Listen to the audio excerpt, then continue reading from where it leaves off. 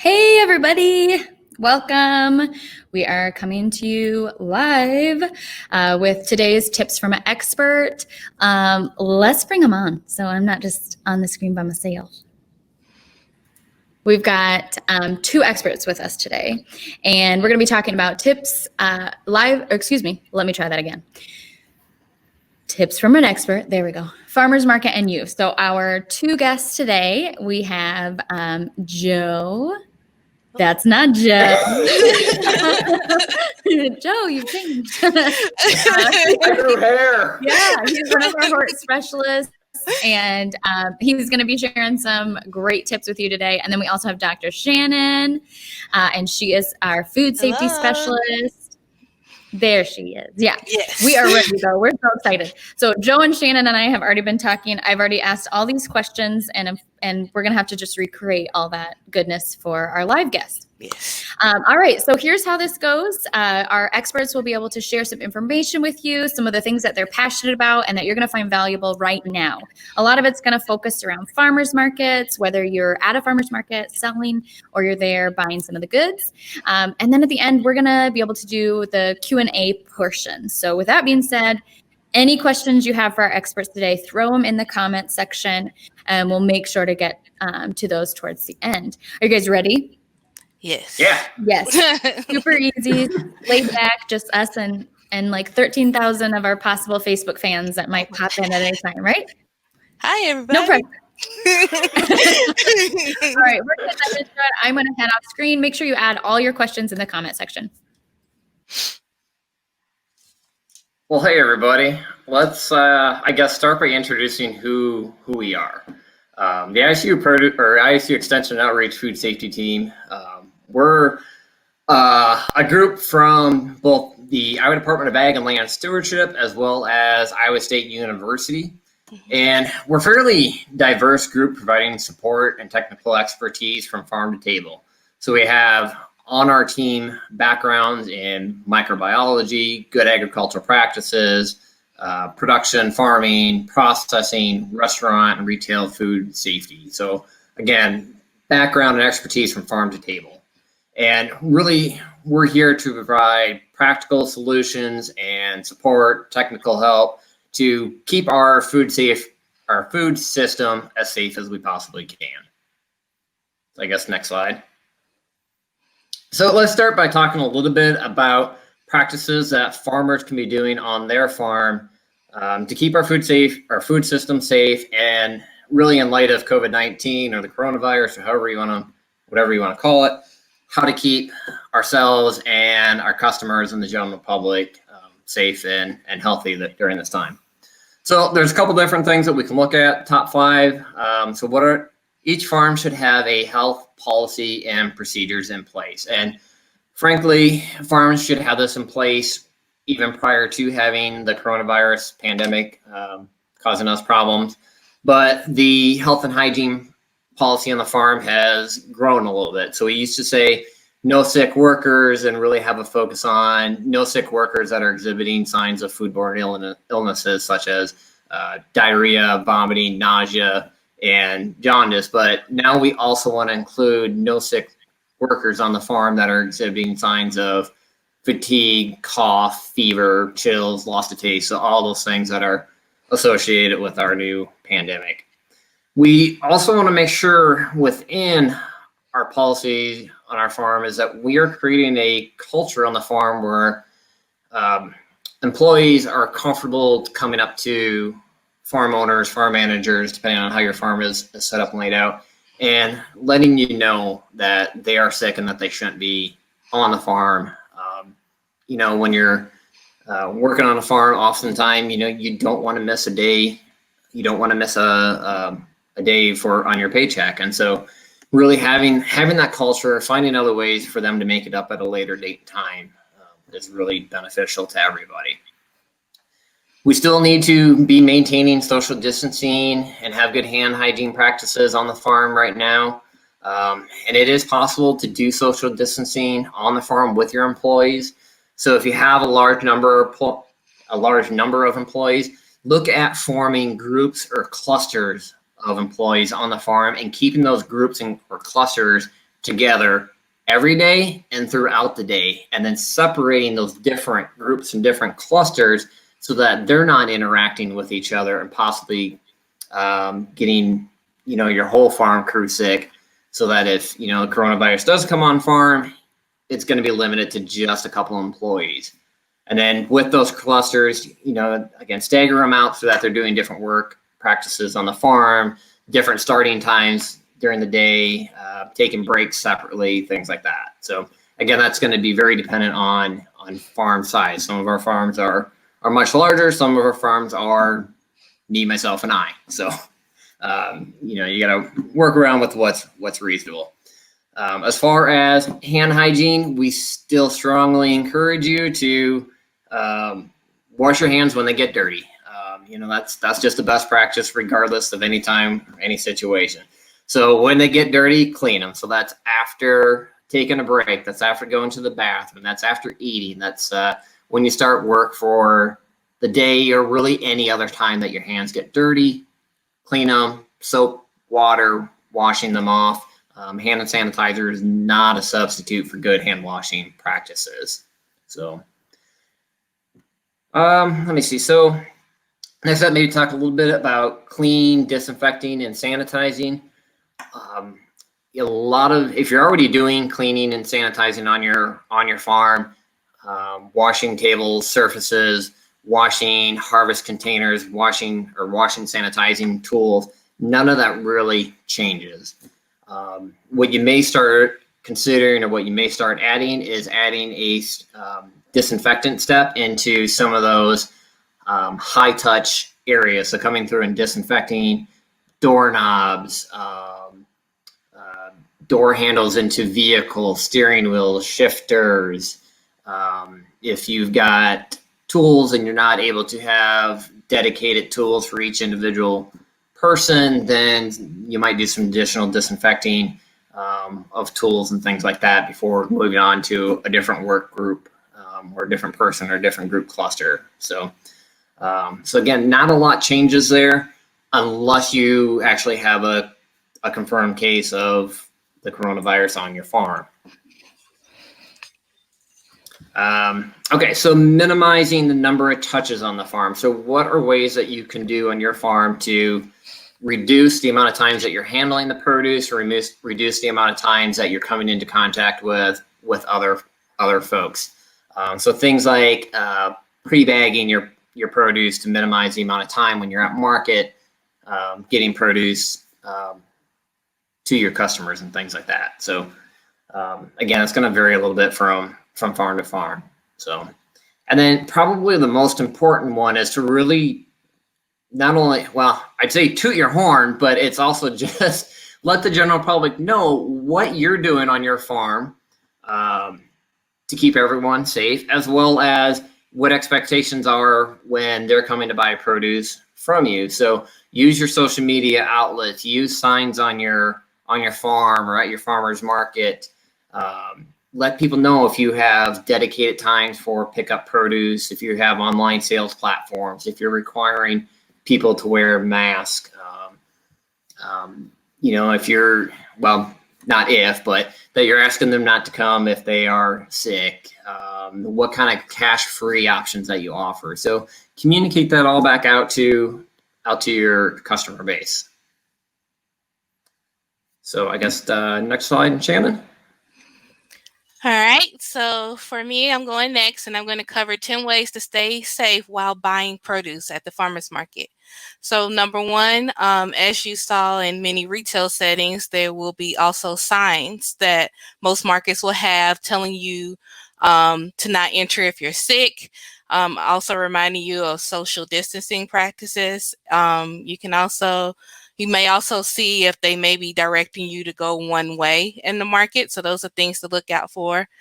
Next thing is that there will only be the necessary workers there. So it may just be one or two people at that booth. So you may have to have a little patience as far as being able to get your items quickly or not. And later on, we'll talk about how you can do other options as far as getting your items quicker than having to wait.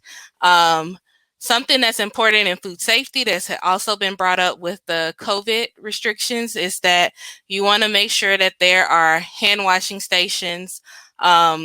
A lot of markets may not have a hand washing station, but they may have hand sanitizer stations. So just making sure that you have those things available in the market, available for you as the consumer to be able to follow hygienic practices. Number 4 is making sure that food safety practices are followed. So making sure that the vendors have good hygienic practices, that they are keeping their items at the appropriate temperature, because you not only just get produce at the farmer's market, there's people selling meats, eggs, and other things like that. You want to also make sure that they're avoiding cross-contamination, so having those raw meats away from their fresh produce, and then just making sure that they're following adequate cleaning and sanitary practices. So we'll talk a little bit about that more when we get to number 6. One thing that you're going to see that's different, number 4 at the market, is that number 5 is that there won't be any food samples. So one thing with the pandemic going on, they've been asking vendors to limit or just not have at all food samples due to they want to keep down the close contact, because we should be following social and physical distancing, as well as you want to minimize the hand to mouth contact and nose during this time. And then number 6, as I talked about before, with the vendors, you'll see them doing a lot is cleaning their surfaces. So they'll have their sanitizers out there, they'll have paper towels, and you may see them wipe down the area in between customers. And so you won't see too many pretty tablecloths. I know I was on my way looking for a red and white picnic cloth for my mock farmers market. So you won't probably see that this summer, because we're asking them to clean their surfaces. Number 7 is there will be limited product handling. So a lot of markets will probably pre-package or have your produce kind of set up already ready. So just make sure that you trust, well, you should be trusting your vendors and knowing that they're giving you the best quality of produce. So they will probably have it already set up just for you to pick up and move on. And so you'll be limiting the touching of the products during that time. It was encouraged during this time, number 8, to do online orders. So a lot of the markets have been testing out doing pre-sales, pre-ordering, where people are able to place their order online and then either come in and do some type of touchless pay, which is number 9, where they prepay, or they use their credit cards to pay, or they do a drive-through meetup type of thing where they're able to limit how much they are coming in contact with the actual vendors itself, where they're just only coming to get their items. And then what these guys come from a guideline that we'll be sharing in the chat. If you cannot meet these standards or consider some of these things for your farmers market, you may want to cancel it, postpone, probably reach out to us to see how we can help out and make sure you can make your market as safe as possible. Next slide. All right, so one product that I know pretty much a lot about is about jams and jellies. During this time, I get a lot of calls from people who either have leftover produce that they want to can, or they want to start selling at the farmers markets. So a reminder that jams and jellies, fruit jams, fruit jellies, and fruit butters are subject under the Department of Inspections and Appeals in Iowa as far as regulations go. But there is a restriction that vendors are only allowed to sell standard recipes that meet the definition that is outlined by 21 CFR Part 150. And so it has to be a standard recipe. Anything out of that restriction will have to have further testing done before you can sell that at the farmers market. Due to the COVID restrictions, vendors are allowed to allow their customers to place an order online and maybe even collect the funding. However, they still have to do the direct contact as far as the exchange of the product. So they are not allowed to distribute the product by shipping or delivering. They still have to do that direct contact. So the customer will still have to come to the farmer's market as far as being able to receive that product. All right, next slide. All right, so 5 key things to think about when using or promoting the local foods and keeping that momentum going. So there has been an increase in as far as interest in local foods. And so a lot of people have been emphasizing their quality and freshness of their product. So you want to keep that going during this time and beyond this time. You can have signs, packaging, clothing, t-shirts.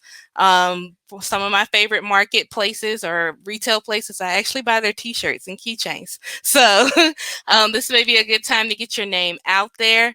The next thing is making sure that as far as your prices go, that you kind of round your figures so that it's easier for your customers to, as far as payments goes. And it's another thing, number 4 is, making sure that your product is clearly labeled, especially those who are home bakers. So a good thing we have, we promote in our trainings to home bakers is making sure that you're building a name for yourself and also making sure that you're transparent with your customers about your name, your address, and what ingredients are in your product, especially for those who are looking for certain allergies. So making sure that your product is labeled. That is also something to consider as far as produce growers as well. And then number 5, arrange all products so that they're visible. So we talked about that a little bit back when we talked about safety measurements for the consumers at the market. So on the end, as far as vendors go, you want to make sure that you're putting your best product ahead of you at your table and making sure that you're presenting fresh and quality and fresh products to your customers. Next slide. Hold on there. Go back a slide. I want to add a couple of things there. Okay. So as you're talking about emphasizing the quality and protecting the freshness, I really want to stress, maintaining that cold chain with your product, getting it out of the field, getting the field heat off and keeping it cool, getting to market. You've got such a wonderful product. Keep it awesome until you get it into your consumer's hands. And then number 2, using distinctive signs, packaging, and clothing. A way that I like to put it is be you, but look good being you. It's appeal sells. So you may not have tablecloths out there, but still be clean, still have your farm stand or your farm market booth set up and looking good. Make it attractive. So, okay, that's just what I wanted to add. So, I guess that's back to me. So, thought I'd just take a couple of minutes to hit a couple hot topics that are going on right now around the state. Japanese beetles started emerging a week and a half ago. They're the little guys that's seen in the picture there with the coppery backs, or the coppery wings, and the green shoulders and the white tufts around the side, and they chew on your leaves and skeletonize the leaves. They love anything in the Rosaceae family, but they seem to be running anywhere from kind of out and about to rampant, depending on where you're at. I kind of debated, do I say we're dealing with wet conditions in the state and we're dealing with dry conditions in the state. So we are right across the gamut of what we're seeing out there. I'm sitting in dry conditions right now, and my best advice is to make sure you're really watching soil moisture and getting irrigation down and keeping plants hydrated here right now if you're sitting in some of those drier zones.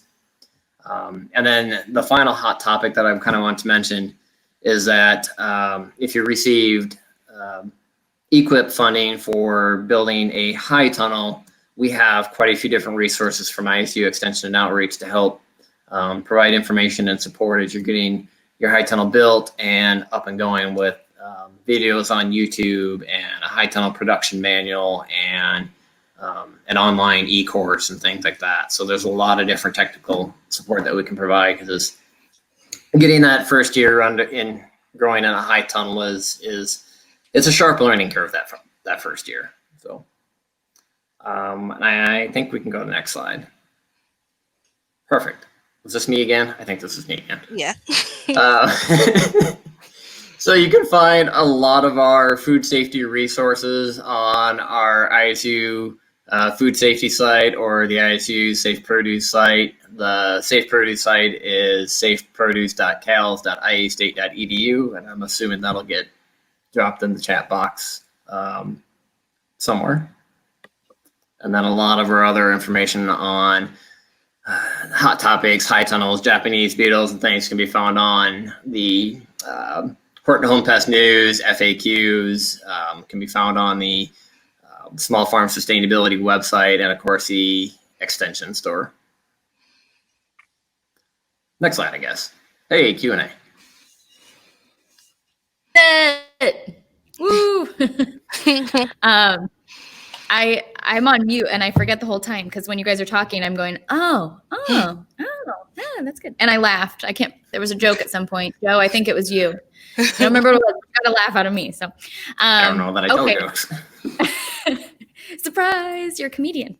All right. So again, anybody that's viewing, if anything that they've shared, you'd like a little more information on or clarifying, or maybe there's something that you wanted to learn coming here today that we didn't touch base on, throw any of your questions in the chat box and we'll make sure to get to those. Yeah, I wish there would have been a little video on me because you would have seen me going like, oh, I never thought of that. When you guys were talking about building that momentum that is like happening right now, because I know personally, I definitely have supported local more during this time than maybe I normally would have, just because I knew that was a needed thing in my community.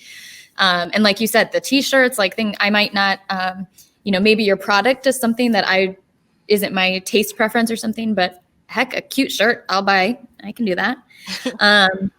But yeah, I also, maybe this is what I laughed at too, thinking, Shannon, when you talked about how some stores or markets or whatever have had those arrows of going up this aisle, down this aisle. I definitely was going the wrong way. I had my mask on and I feel like I lose some of my peripheral vision. So I didn't see the floor sign. And I'm sure there was somebody watching security camera going, what is this lady doing? Because I start backing up, thinking somehow walking backwards is going to get me. Did you do the beep, beep, beep in your head if you go backwards? Don't be suspicious, just back up. Nobody will notice. But yeah, those things are all there. And even if there's this slight inconvenience for me, I understand that, people are doing their best to still meet my needs and follow all of these safety practices and guidelines. And I'm definitely thankful for that. And yeah, I didn't even think about how some vendors, their setup might not look as, showy as it normally would, but it's because they're having to clean the tables all the time. That's crazy. My mind never. It hit me the other day when I was at market last Wednesday and going down the line and nobody has tablecloths and everything is really plain and bland because they want to minimize what they're bringing in and minimize what they're having to clean and sanitize through there. The market I was at the other day, though, actually was pretty well set up that you could come in and walk straight down the line and then circle back out and get into the parking lot. It was... Oh, so you didn't have to go back through where you had... No, there was no two-way traffic. It was just the way it was set up. You could have a one-way traffic flow through it. Yeah. I'm also seeing. Oh, never mind. No, you go. I was going to say I'm seeing a lot of farms bringing their own hand washing stations and things now, so that maybe at the very least they can wash their hands regularly as they're touching cash, or needing to step aside and go deal with something. They can come back and at least wash their hands, because not all farmers markets have hand washing stations on site. And buying a hand washing station right now, I think last time we looked, they were 5 or 6 weeks backlogged. So you're not going to buy one. No. Yeah, but you can also you can make one with the igloo water container, a little bucket to capture the water, paper towels, soap, and just having a trash bag to collect your paper towels. So. Yeah, Chris Callahan from University of Vermont, I think, just developed some new ones that are really cool. They foot pedal operated and everything, and we'll have to find some links maybe in the chat. That's nice. Yeah, so many of those tools and equipment are on back order that it gets really overwhelming to think about buying them and then waiting. Okay, Yeah. we've got a few questions, so I'm going to throw those on the screen. So we had a question from Billy. Who, if anyone, is monitoring farmers markets to ensure that these guidelines are being followed? So, did you have something, Joe? I was just going to give my experience from being on a meeting with the managers and give them their kudos. Yeah, I'll add afterwards. Yeah. So, I was on a webinar with the market managers, and a lot of them took the guidelines to heart. And when they were on a call with myself and iDogs, they were saying, these are our rules. We tell people they have to follow them. If they don't, we do ask them to leave. So the managers are taking accountability on their end because they want to make sure that they keep their customers safe. Yeah. And then the various folks from the Iowa Department of Ag and Land Stewardship are out and about at farmers markets. Anyway, they're not there every week, but they are out traveling around. I don't know if there's a rhyme or reason where they go, but they are out and about watching things. So my mind kind of is now thinking from this question. If I were at a local market and I saw something that I thought was possibly not being followed correctly, would I contact somebody or? Yeah, I mean, if there is a legit reason to contact somebody, yeah, either the market manager, although the market manager isn't always readily identified at there, but otherwise, yeah, the Department of Ag would be. Yeah, and I'm not an expert, so something that seems like a concern to me might not be a concern. So, but. If produce is sitting on the grass, that might be a concern. Yes. Okay. No, I'll write that down. Directly on the grass. And I have we got another. Oh, sorry, Shannon. I have an infographic that shows you what a farmers market stand should look like. An idea of farmers market. That's on our extension store. Perfect. I'll get that link. I'll throw that in the comments later, which as you guys were talking, I was sharing links to a lot of the supporting documents. I kind of tried to label them with a title that matched what the document was as well as what we were talking about. So for anyone watching, if you missed what we were talking about and later you're going through all of the supporting documents that have lots of more info, those are in the comment section. All right, so Shannon, not sure if this is your realm, but any tips on consumers wanting to make jams or jellies? So we do have, for consumers who want to make it for their families, we do have Preserve the Taste of Summer.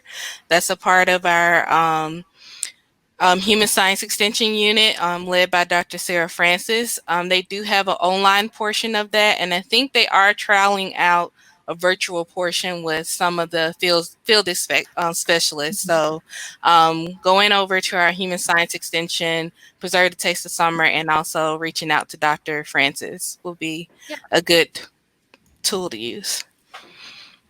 All right, and we can put that in I'll put that in the comments shortly as well. So then again, my mind's trailing off that question. If I'm making jams and jellies at home for my family, I've got my Preserve the Taste of Summer information to follow. But then I can't can I make that and then just turn around and I could sell that too? Or yeah, especially with a lot of those Preserve the Taste of Summer recipes. Those are also recipes that came from the National Center of Home Food Preservation. And so those are standardized recipes that can be used and sold. Gotcha. And use your best product going in there, not your junk product. Yeah. Use good stuff because it'll taste better. And you are a strawberry farmer. I just learned that earlier. So you know. My wife is a strawberry farmer. I work my day job. She knows about the good product, right? Yeah. And that is also really helpful. I know I've got 4-Hers at home, and if you're wanting to take jam or jelly to the fair, you definitely want to be checking that you're following these same guidelines because that judge will ask you. Yeah. You want to have the right information. Yes. Okay, let's see. We've got another.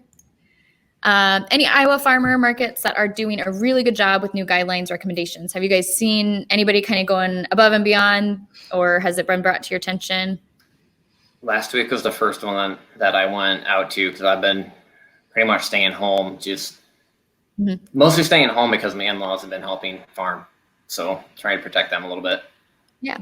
Yeah, same here. I think most of all of the market managers were on that webinar, and all of them were either agreeing or talking about the best practices. And so I think all of them are kind of on top of it because I was very surprised, and I was happy that, to hear what they had decided to do as far as their markets goes. I think a lot of them even showed that they were interested in even keeping the online version continuing. They're like, Yeah. oh, we didn't know it could be, this Yeah. easy, or, Yeah. so. There's Yeah. a lot of farms that added online stores and things this year. And, once I got it up and going, why would you go away from that? Yeah. Yeah. That's what I was thinking too. I've seen a lot of local producers of all kinds of goods, not just your farmers market products, but that have had to venture into virtual realms. And yeah, I think we'll see a lot of them sticking around. All right. Well, I think we're kind of nearing the end of our content. I haven't seen any new comments come in yet. If you're watching this after the live is over, feel free to still add a comment. If there's a question, we'll monitor that, and then we'll make sure that Joe or Shannon get you the information that you need or have requested.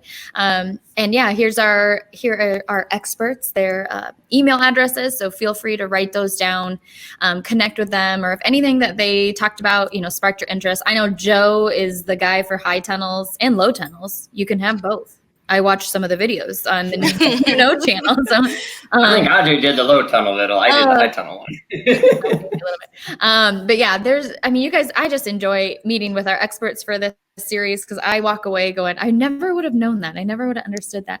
So I appreciate your time. And yeah, any other questions coming in on the comments, we will make sure to get you guys answers and hook you up with all of our research-based resources. Shannon, Joe, anything you want to end with?